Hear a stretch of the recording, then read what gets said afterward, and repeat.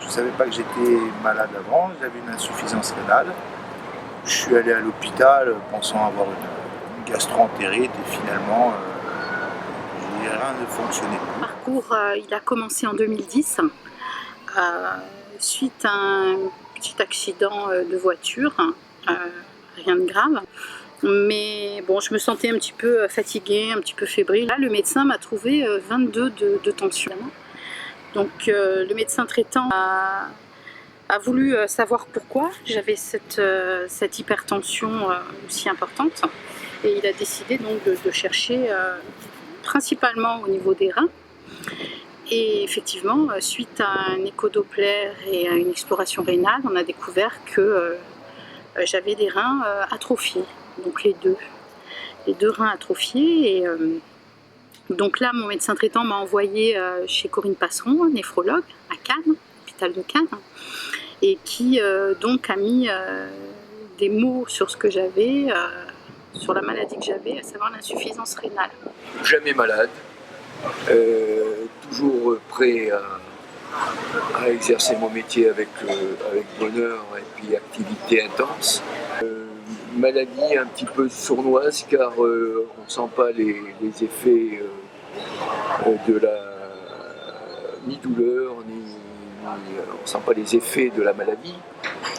Et le jour où mon généraliste m'a demandé de consulter un néphrologue, on s'est aperçu que j'avais une insuffisance rénale.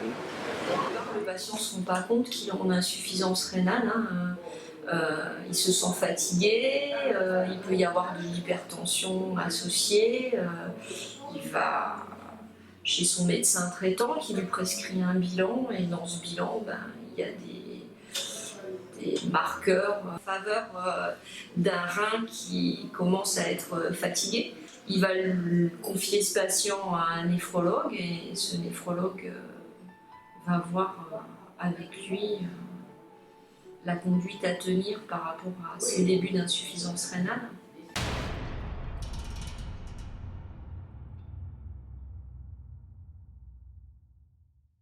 Donc nous avons fait l'éducation thérapeutique qui a commencé en 2008 et à partir de là, nous avons fait pas mal d'ateliers pour accueillir et pour voir pas mal de patients, pour les rassurer, pour leur donner leur expliquer notre vécu.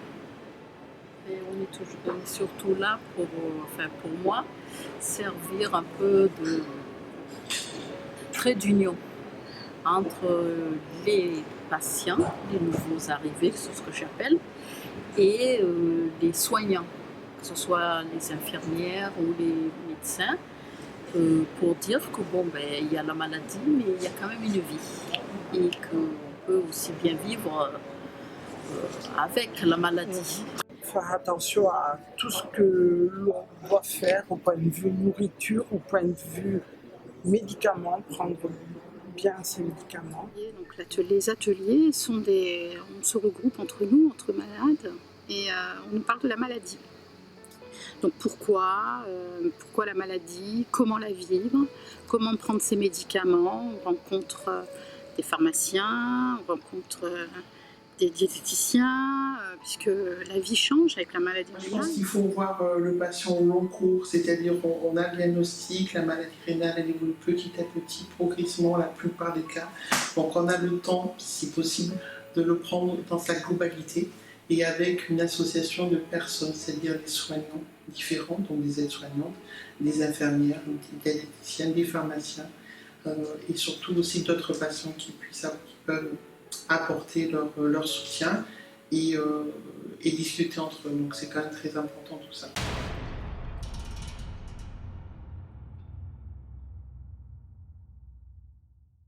La dialyse, ça empêche de mourir. C'est dur, mais alors on est vivant. C'est une vie professionnelle qui est amputée, c'est une vie familiale, si on a une famille, c'est dur à faire accepter aux autres. Professionnellement, c'est compliqué parce qu'on a des horaires fixes, on va dire de 2 jours, donc c'est impératif.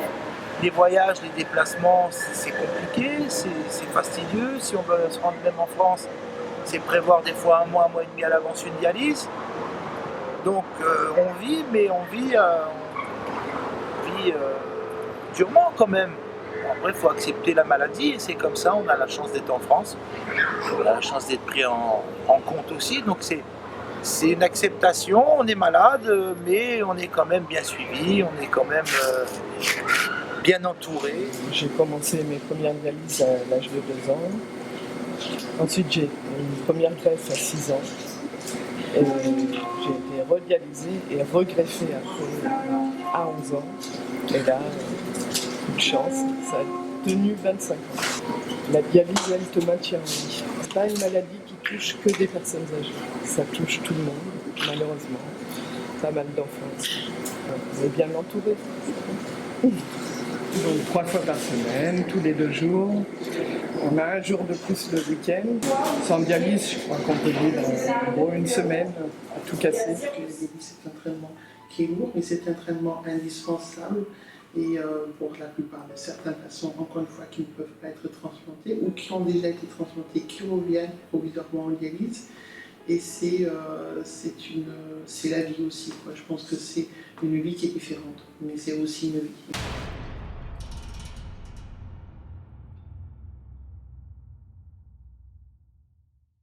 Rappelons les termes de la loi. Tout sujet est présumé consentant au don d'organes ou de tissus, c'est la loi Caillavet depuis 1976, à moins qu'il ait exprimé du temps de son vivant son opposition.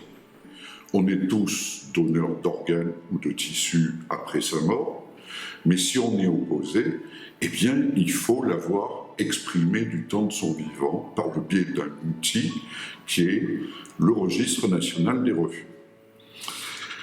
Alors, ça paraît finalement assez simple, mais sur la pratique, on va prendre un exemple. Lorsque, en tant qu'équipe de coordination, on va être informé qu'un sujet est décédé dans des conditions qui permettraient un prélèvement d'organes, la première chose qu'on va faire, compte tenu de ce que je vous ai dit, c'est qu'on va interroger le Registre national des refus pour connaître les volontés du défunt.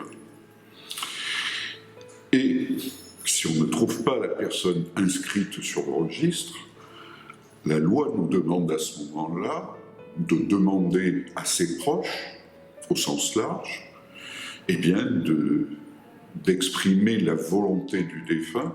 Donc on ne demande pas aux familles si elles sont d'accord ou pas pour le prélèvement. Les familles sont là pour exprimer la volonté du défunt.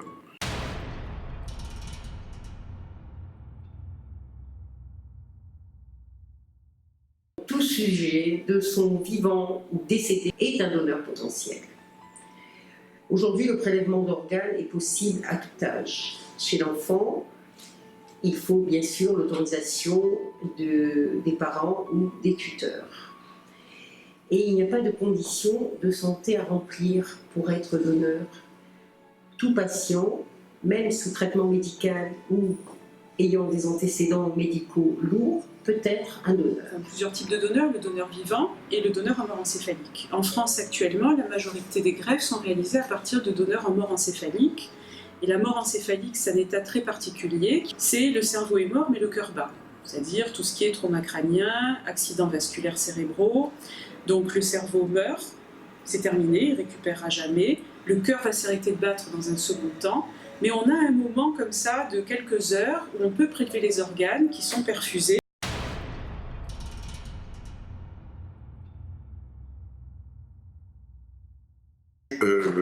Si on est contre le don d'organes, parce qu'on a réfléchi, parce qu'il y a quelque chose qui ne correspond pas à notre philosophie, à notre pensée, etc., eh bien, il est très simple de se positionner sur le Registre national des refus. Les familles ne peuvent culpabiliser si il n'y a pas eu le sujet n'a pas été abordé auparavant.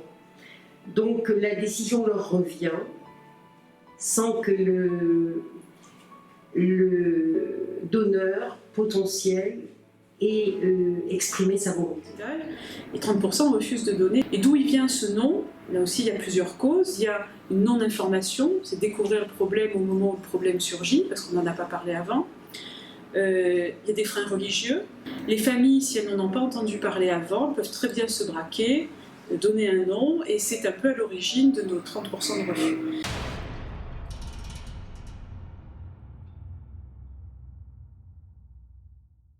Donc, cette journée du don d'organes, elle est là pour dépassionner le débat, en parler de façon calme, avec tous les renseignements possibles, pas dans l'urgence, pas dans l'émotion, pas forcément de façon trop technique non plus, parce que ça déshumaniserait quelque chose qui est au contraire très humain et qui est du don, et qui est donc spécifiquement de l'humanité et de l'humanisme, pour parler de cela, et que les gens se positionnent de leur vivant, soit en refusant, ce qui est leur droit le plus strict. Il faut savoir que bon, le don, il suffit de le dire maintenant. Tout de suite.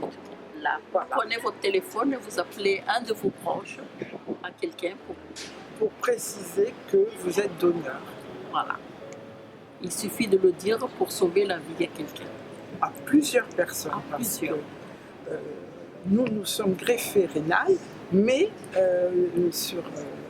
Il y a le cœur, les poumons. Voilà, il y a plusieurs organes et donc automatiquement on peut sauver jusqu'à 6 personnes, voire plus.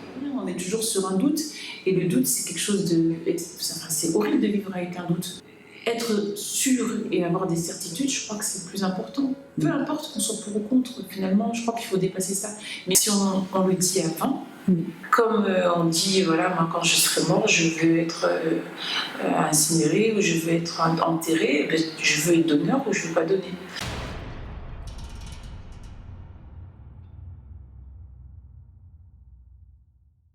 Alors, de par ma position de néphrologue spécialisée en transplantation, je veux d'emblée positionner la transplantation comme faisant partie des méthodes de suppléance rénale, au même titre que l'hémodialyse et la dialyse péritonéale.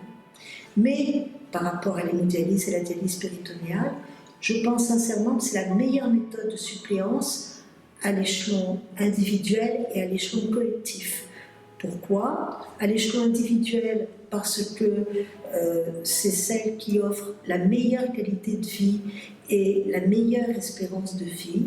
Et en termes collectifs, c'est parce que c'est celle qui coûte le moins cher à la société. Donc, c'est donc celle qu'il faut promouvoir.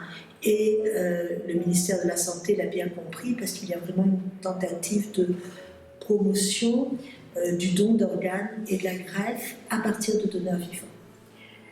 Et bien sûr de donneurs décédés. J'ai été atteint de maladie de PRG à l'âge de 17 ans et à l'âge de 34 ans, elle a accéléré et je me suis retrouvé en dialyse pendant 7 mois. On m'a proposé d'envisager une transplantation parce que c'était le meilleur remède, le meilleur traitement, quoi. Enfin, ça m'a fait bizarre au début parce que c'est de suite des mots qui font peur, quoi. Ensuite, on m'a parlé du don vivant. J'ai eu la chance d'être compatible. Moi, ce que je veux dire, c'est que le donneur, il est super bien préparé. J'ai beaucoup réfléchi parce que je pense que le plus dur pendant tout ce parcours, ça a été d'essayer de convaincre que j'allais lui donner. À l'heure actuelle en France, le donneur vivant ne représente que 10 à 13% de l'activité de greffe d'organes, ce qui est largement insuffisant. C'est vraiment une activité qui doit se développer. Il ne risque pas grand-chose parce qu'avant de prélever, on fait des bilans extrêmement complets pour vérifier que le donneur est en excellente santé, qu'il ne risque pas de donner une maladie transmissible et qu'on essaie de se projeter des années en avant, dans la mesure où on essaie de voir quelle serait sa fonction rénale et sa fonction cardiovasculaire à 80 ans lorsqu'il n'en a que 40. On essaye de se projeter pour ne faire courir aucun risque, même tardivement.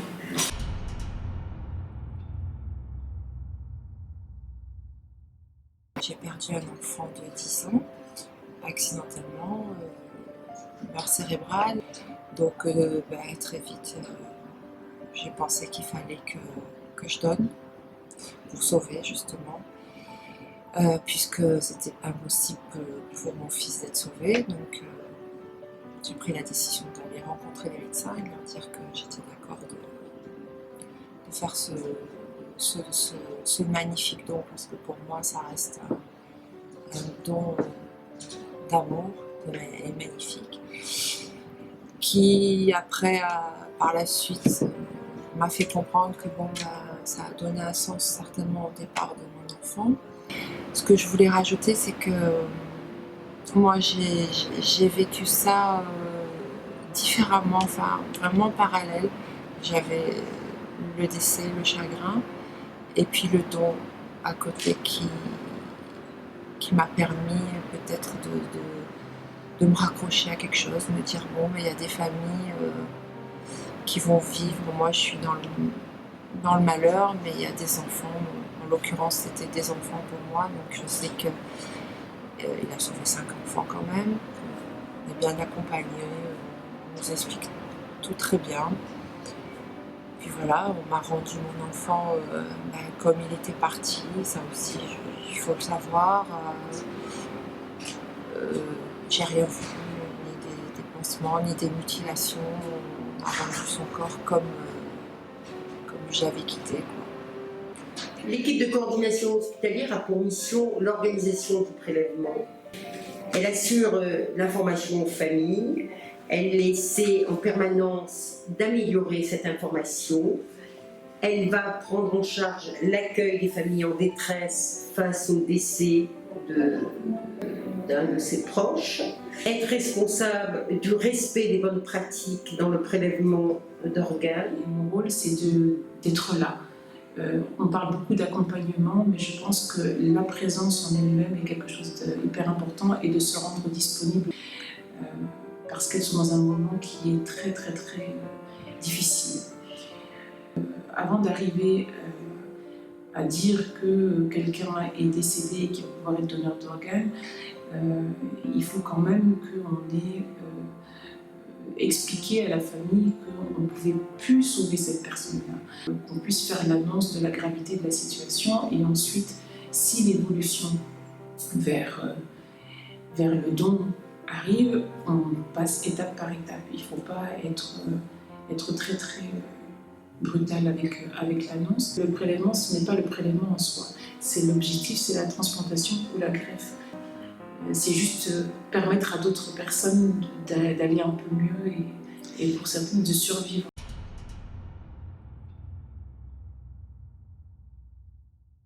Je suis en vie grâce à un don, ça fait 8 ans. Et je remercie cette personne chaque jour que je me réveille tous les matins. Au bout d'une semaine, j'ai été, comment dirais-je, debout. Et donc, ça s'est passé au mois de septembre. Je suis sorti de l'hôpital. Je suis allé voir un peu ce qui se passait à la plage.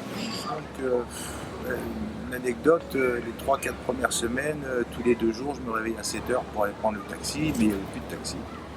Il y avait la liberté. Donc on s'y fait vite quand même à la greffe. Hein. Et c'est quand même une grande liberté, très grosse liberté, que j'avais perdue donc, pendant 4 ans et que j'ai retrouvée petit à petit. Donc une adaptation, oui, au bout de 2 mois, ça allait bien. Donc ce qui m'a permis de remener une vie normale, c'est-à-dire de remonter une entreprise dans l'activité que j'avais initialement avant de tomber malade. J'ai fait un enfant. Je tenais aussi à remercier mon donneur et sa famille. Des projets aujourd'hui, évidemment, plein la tête. Évidemment, tout ce qu'on avait mis de côté, tout ce à quoi on ne veut pas penser, parce qu'on ne sait pas si on y arrivera au bout. J'en ai plein. Alors ça commence par le travail. Et là, je sais depuis hier que j'ai trouvé un travail en CDI comme secrétaire médicale. Donc encore une fois, un rêve exaucé. Et c'est fabuleux. Voilà.